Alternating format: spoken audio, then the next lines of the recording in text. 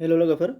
बे समाव नोंथांमोनजों बेलासिनि लोगोसे माखासे जथायनाय खौरांफोर होनो लानाय जादों दा बे खौरांफोरा मा नोंथांमोना जोबजासिम नायलांबा नुनो मोनगोन फारि फारि मिथिखानाय खौरांफोर दंबा नोंथांमोना स्किप खालामनानै बारलांब्लानो जाबाय फार्स्टआव नुनो मोनगोन नोंथांमोना अरुणाचल प्रदेशआव आसाम राइफलनि रौनिया आरो अरुणाचल पुलिस जथायै संदाननायनि गेजेरजों NSCN-IM जों सुनिबारनि फुङाव गोख्रों मोगा-मोगि जानो मोनदों होनदों आरो बेवहाय गासै 4 NSCN-IM नि सोद्रोमाफोरखौ इनकाउन्टार खालामनो हादों होननानै बुंदों आरो बेजों लोगोसे बिथांमोननि आर्म्सफोरखौ बोखांनो हाफानायबो जादों होननानै खौरां नुनो मोननाय जादों। बेनिफ्राय नेक्स्टआव नुनो मोनगोन नोंथांमोनहा जम्मु आरो काश्मीरनि LOCआव भारतारि रौनियाया 2 पाकिस्तानी उदखारि गावथारनो हादों होनदों। खौरांनि बायदिब्ला बिथांमोनहा सीमा बारनो नाजादोंमोन होनदों आरो बे जाथाया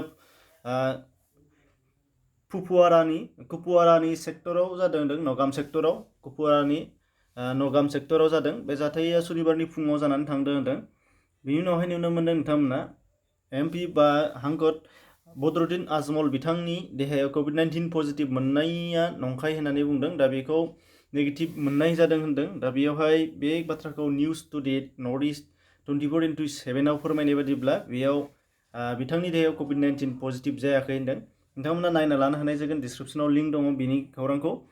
दा बेनिफ्राय नेक्स्टआव नुनो मोननाय जादों COVID-19 जों थैनाया आसामाव सासे बांबावदों बेजों लोगोसे गासै 35 जाहैबाय दिनै